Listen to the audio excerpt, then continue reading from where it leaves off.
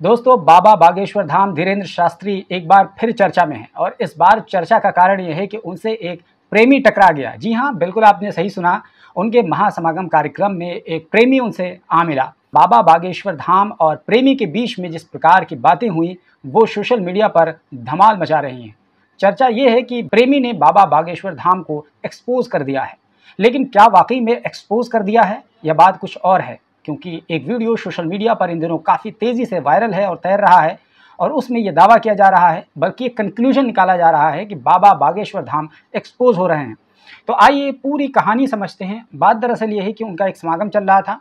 इस दौरान आप सब ने देखा होगा कि हज़ारों की संख्या होती है जो उनके समागम में आते हैं और बाबा बागेश्वर धाम एक अलग स्टाइल में रहते हैं और एक कह सकते हैं मूड में रहते हैं। पर्चियाँ लिखते हैं, निकालते हैं, बताने से पहले उनकी पर्ची लिख लेते हैं, कह सकते हैं कुंडली लिख लेते हैं और उसके बाद में उस व्यक्ति को बुलाया जाता है। कैमरा लगा होता है, माइक लगा होता है, close, long shot, mid close, tight close, हर एंगल से कैमरे के द्वारा चीज़ों को शूट किया जा रहा होता है। जब जैसी ज़रूरत होती है कैमरा बहुत ही प्रोफेशनली शूट करता है। फिर उसके बाद में वो वीडियोज़ आम लोगों के बीच में जाते हैं, लोग उसको देखते हैं, प्रभावित होते हैं और एक नतीजा निकालते हैं कि बाबा बागेश्वर धाम पहुँचे हुए हैं। और बाबा बागेश्वर धाम एक ऐसी शक्ति हैं जिनके पास कई तरह की समस्याओं का समाधान है। इसी वजह से लोग हज़ारों नहीं बल्कि लाखों की संख्या में जब उनका कहीं भी समागम होता है तो लोग खींचते हुए चले जाते हैं। यहाँ तक कि देश नहीं बल्कि विदेशों में भी इसी तरह की तस्वीर देखने को मिलती है। बहरहाल पॉइंट पर आते हैं तो जब उस समागम के दौरान बाबा बागेश्वर धाम से वो प्रेमी मिलता है तो वो कहता है, बाबा जी मैं आपसे मिलना चाह रहा था। अल्टीमेटली आपसे मुलाकात हो ही गई। पहले तो थोड़ी सी हंसी मजाक की बातें होती हैं, उसके चश्मा वश्मा के बारे में बातचीत करते हैं। उसके बाद में वो खुद ही कहता है कम टू द पॉइंट, और पॉइंट में आने के बाद वो कहता है मैं एक मुस्लिम लड़की से प्यार करता हूँ, बहुत प्यार करता हूँ। बाबा कहते हैं लवेरिया हो गया है? कहता है हाँ लवेरिया हो गया है, 7 साल हो गए, बहुत ज़्यादा प्यार करता हूँ। उन्होंने कहा और बता दूँ? कहता है कि मैं ब्राह्मण हूँ और वो मुस्लिम है, तो आपको क्या लगता है कि इसके अलावा क्या हो सकता है? तो बाबा कहते हैं अगर वो आ रही है तो आने दो। कह रहे हैं कि नहीं आने की बात नहीं है, बल्कि अभी रिसेंटली उसकी शादी हो गई है। वो नौजवान कहता है कि बाबा अगर कोई किसी से प्यार करता है तो वो उसको प्यार से, दुलार से, फटकार से, डरा कर, धमका कर, हर तरीके से उसको अपनाना चाहता है। 6.5 साल तक मैं उसके लिए इतना बुरा नहीं था, लेकिन इन 5-6 महीनों में जब से उसकी शादी हुई है मैं बहुत बुरा हो गया हूँ। ये एज इट इज़ उसी लड़के के वर्ड हैं जो वो बाबा के सामने बता रहा था। लड़का आगे कहता है कि मैं कुछ चीज़ें ओपन नहीं करना चाहता हूँ जो उसने मेरे साथ कर दी है, लेकिन जो भी किया उसने गलत कर दिया। आज भी अगर वो तैयार होती है तो मैं उससे शादी करना चाहता हूँ। रिसेंटली 2-3 दिन पहले मैंने उनके फादर से बातचीत की और कहा कि अपनी बेटी को बुलवाइए, मैं उनसे बात करना चाहता हूँ और अगर वो तैयार हों तो मैं उनसे शादी करना चाहता हूँ। ये पूरी प्रेम कथा उसने बताई और लड़की का नाम उसने सालिहा बताया बाबा बागेश्वर के पूछने पर। अब बाबा बागेश्वर धाम अपने मूड में आते हैं, जैसा कि प्रीवियस अवतार में उनको देखा जाता है। वो अपनी पर्ची उठाते हैं, भक्तों की तरफ कैमरा चला जाता है और एक तरीके से जय और अलग अलग अंदाज में उनके जयकारे लगते हैं। इस तरीके से बाबा बागेश्वर धाम अब लड़के को क्लोज करते हैं और क्लोज करने के बाद वो जो पर्ची लिखी होती है वो दिखाते हुए बाज़ाब्ता अपनी उंगलियों के सहारे से रीडिंग करके बताते हैं और ये कहते हैं कि केवल देखने चले आए थे, आशीर्वाद लेने आए थे, स्वतः ही बोलने लगेंगे लव के बारे में, चिंता न करें, वहाँ नहीं प्राप्त होगी, लफड़ों में ना पड़े। इतना सुनने के बाद वो लड़का क्यूरियस होता है और वो पर्ची की तरफ गौर से देखना चाहता है और देखने के बाद वो ये पाता है कि पर्ची में जो बाबा जी कह रहे हैं, शुरुआत की कुछ लाइनें तो उससे मेल खाती हैं, लेकिन उसके बाद की जो लाइनें हैं वो मेल नहीं खाती हैं, पूरी तरीके से गलत लिखी हुई हैं। ऐसा वो लड़का पाता है, क्योंकि जिस प्रकार से बाबा बागेश्वर धाम कह रहे हैं लव के बारे में वहाँ नहीं होना है। इनफैक्ट ये जो बात थी लव के बारे में, ये बाबा जी ने लिखा ही नहीं था और बाबा जी ये अपने मुँह से बोल रहे थे और उस लड़के को भी दिखाने का और बुलवाने का प्रयास कर रहे थे। लेकिन वो लड़का तो बड़ा मॉडर्न निकला। इनफैक्ट वो लड़का वाकई में ऐसे ही देखने के लिए चला गया था कि बाबा बागेश्वर धाम किस प्रकार का चमत्कार करते हैं। अब यहाँ जब उसको बुला लिया गया, बुलाने के बाद में वो तमाम प्रक्रिया उसके साथ हो गई, लेकिन बाबा बागेश्वर धाम जो उसमें लिखे हुए थे कि लव के बारे में, वो लव के बारे में वो शब्द नहीं लिखा हुआ था। इसी बात को वो पकड़ करके नौजवान लटक गया। अब जब लटक गया तो बाबा बागेश्वर धाम को थोड़ी सी बेइज्जती महसूस होने लगी। इस पर बाबा बागेश्वर धाम ने अपने कुछ लोगों को बुलाया और कहा ये देखो, पढ़ो ये क्या लिखा हुआ है। बाबा बागेश्वर धाम बजाय इसके किसी और को देते पढ़ने के लिए क्या लिखा हुआ है, वो खुद ही रीड करने लगे और वो एक तरीके से दूसरा आदमी उसको दोहराता चला जाता।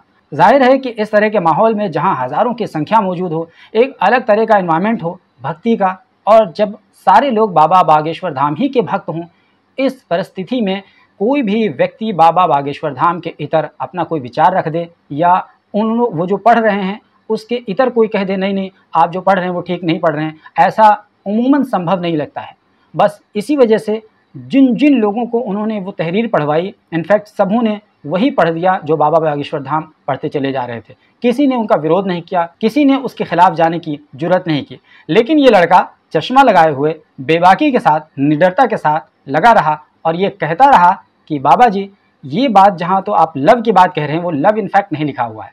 अगर आप देख पाएंगे तो ये क्लोजली देखिए, वहाँ वो बार बार कह रहा है कि ये वो लिखा हुआ है हिंदी में जिसको आप लव कह रहे हैं, और आप खुद बताइए कि इनफैक्ट ये ओ लिखा हुआ है या लव लिखा हुआ है, या आप खुद देख सकते हैं। तो लड़का इसी बात पर टिका रहा, यहाँ तक कि आखिर तक जब लड़का इस पर टिका रहा तो बाबा बागेश्वर धाम को गुस्सा आ गया, और गुस्सा इतना ज़्यादा आया कि उससे हॉट टॉक करने लगे, और यहाँ तक कि तू तड़ाक पर उतर आए। इस पर पहले तो उस प्रेमी नौजवान को गुस्सा आया बाबा बागेश्वर धाम पर, लेकिन उसने भी तुरंत महसूस कर लिया कि यहाँ पर बाबा पर गुस्सा करना शायद अपनी जान से खेलने जैसा हो जाएगा।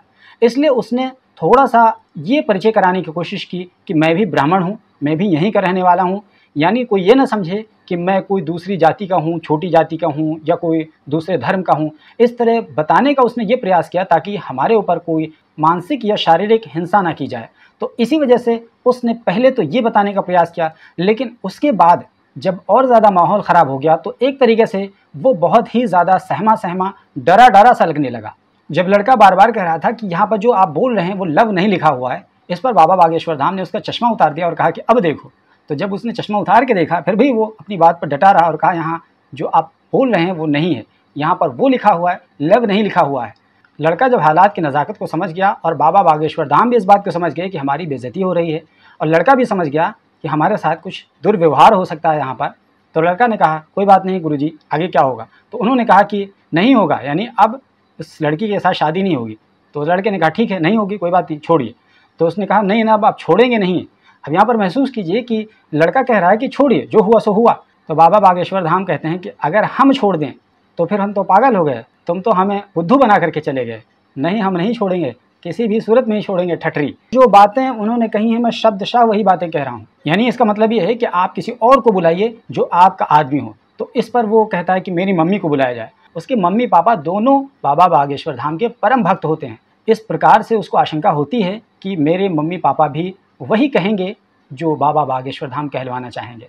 जब लड़का इस पर डटा रहता है तो वो बाबा बागेश्वर धाम गुस्से में आ जाते हैं, कहते हैं ए प्रवचन न सुनाओ, माता जी को बुलाओ, बीच में हमको टोकते हो, जो लिखा है वो लिखा है, तो हमको बुद्धू समझते हो। इस तरीके से माहौल उन्होंने क्रिएट कर दिया कि एक तरीके से वो लड़का डर गया, और इतना ज़्यादा डर गया कि आप अंदाज़ा नहीं लगा सकते हैं कि हज़ारों की भीड़ में अगर एक व्यक्ति उस भक्ति भाव माहौल में किसी बाबा से डिफ़र कर रहा है तो वो अपने नतीजे और अंजाम को कितना करीब से देख रहा और समझ रहा होगा। आपको बता दें कि इस बीच जब उस नौजवान की माता स्टेज पर आ रही थी, अब वो नौजवान चाह रहा था किसी वजह से इस मामले को रफा दफा कर दिया जाए और वो छुप जाए, कहीं भाग जाए, लेकिन उसको इस तरीके से दबोच करके ज़बरदस्ती एक बार फिर से लाया गया स्टेज पर।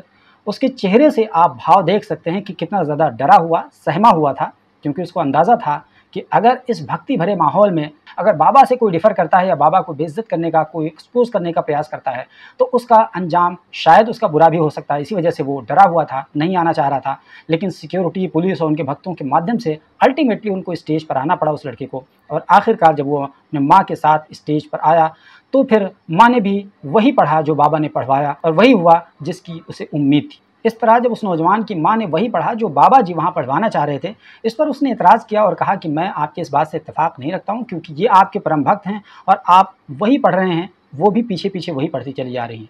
इस पर बाबा बागेश्वर धाम को ज़बरदस्त गुस्सा आया और उस नौजवान को डांटते फटकारते हुए कहा कि सुनिए श्रीमान, अब तुम्हारी नौटंकी पूरी हो गई, अब हमारी सुनो। तुम स्वयं शादीशुदा हो, 6 साल की तुम्हारी बेटी है, फिर भी तुम उससे विवाह करना चाहते हो और उसके पीछे पड़े हो। पूरा घर तुम्हारे पीछे पागल और बर्बाद है और तुम्हारा दिमाग सनका हुआ है। इस पर तमाम लोग तालियां बजाने लगते हैं। बाबा बागेश्वर धाम पूछते हैं क्या ये बात सही है? वो कहता है कि हाँ ये बात सही है, लेकिन वो लड़का अभी तक वो डटा रहता है और ये कहता है कि आपकी सारी बातें सही हैं, लेकिन को आप लव बता रहे हैं, इनफैक्ट वो लव नहीं है, वो लिखा हुआ है, कुछ और लिखा हुआ है। उसके बाद बाबा जी यहीं नहीं रुकते हैं और कहते हैं कि और सुनो, ये जो तुम्हारा ब्रेन है ये सनका हुआ ब्रेन है, 2 कौड़ी के तुम पढ़े लिखे हो, तुम बहुत बोल रहे हो, बहुत नाटक देख लिया, और जो जो बातें तुम बोलते हो बहुत ब्रिलियंट बने रहते हो अपनी टीम में कि हम बहुत ब्रिलियंट हैं, ये कर लेंगे वो कर लेंगे। बागेश्वर धाम में मत फंसना, नहीं तो जो घर बसा हुआ है हम ऐसे कांड भी जानते हैं, तुम्हारे घर में हम तांडव मचवा देंगे। इस तरह की बात कहते हुए बाज़ाब्ता धमकी देते हैं और वो लड़का पूरी तरीके से डर जाता है। बाबा बागेश्वर धाम और भी ज़्यादा आगे धमकी देते हुए कहते हैं कि सुनो, जवाबी नहीं करना है तुमसे, चले आओ, अगर तुमको खुलवाना है तो बोलो, और अगर नहीं है तो माता जी की भक्ति और तुम्हारी श्रद्धा, फिर भी हमारा आशीर्वाद हो कि तुम्हारा ब्रेन ठीक हो और तुम्हें कभी प्राप्त ना हो वो मुसलमान, और तुम अपनी बच्ची के साथ खुश रहो। इस प्रकार की बातें करते हैं और लोग तालियां बजाते हैं, बाबा जी की जयकारे लगाते हैं। तो दोस्तों, ये तमाम कुछ चल रहा होता है। इसके बाद बाबा बागेश्वर धाम से वो माइक ऑफ करके कुछ बातें करता है। उसके बाद बाबा बागेश्वर धाम का मूड ठीक होता है, थोड़ा सा मुस्कुराते हैं। उसके बाद माइक ऑन होता है, बाबा और नौजवान एक बार फिर से बातचीत शुरू करते हैं, लेकिन इस बार बातचीत का अंदाज़ बिल्कुल नॉर्मल था और नतीजा यहाँ पर ये निकाला गया कि दरअसल उस लड़के के साथ में किसी बाबा ने फ्रॉड किया था बाबा बागेश्वर धाम के नाम से, इसी वजह से वो इससे खुन्नस खाया हुआ था, गुस्से में था। बहरहाल बाबा बागेश्वर धाम और इस नौजवान के बीच में जो कुछ भी बात हुई है और जो पर्चे में लिखा हुआ है, आपको क्या लगता है कि बाबा बागेश्वर धाम एक्सपोज हो गए हैं या बाबा बागेश्वर धाम ने जो लिखा था और जो कह रहे थे वही दोनों सेम है? लेकिन आपको मैं बता दूं कि बाबा बागेश्वर धाम जो कुछ भी कर रहे हैं, ये माइंड रीडिंग इसको कहते हैं। ये हम नहीं कह रहे हैं, बल्कि बहुत ही फेमस माइंड रीडर सुहानी शाह ने इस बात का जिक्र किया था और कहा था, माइंड रीडिंग अपने आप में एक कला है, इसका सम्मान किया जाना चाहिए। अब कोई अगर इस पर धर्म का चादर उड़ा करके बिजनेस करना शुरू कर दे, समागम बुलाने लगे, पैसा कमाने लगे, शोहरत हासिल करने लगे, इसमें कोई क्या कर सकता है। लेकिन सुहानी शाह ने ये कहा था कि इनफैक्ट ये कला है, इसके अलावा कुछ भी नहीं है, और अगर हम कला को रिवील कर देंगे तो कला मर जाएगी, कला रह नहीं जाएगी। वैसे बाबा बागेश्वर धाम के बारे में आपकी क्या राय है, कमेंट बॉक्स में ज़रूर लिखिए। और हमारे चैनल पर अगर आप पहली बार आए हैं तो सब्सक्राइब कर लिए। वीडियो पसंद आया है तो लाइक कर दीजिए, नहीं पसंद आया है तो आप इसको डिसलाइक करिए, लेकिन कुछ ना कुछ ज़रूर करिए ताकि हमको पता चले कि आप इस वीडियो के बारे में और इस विचार के बारे में क्या कुछ सोचते हैं।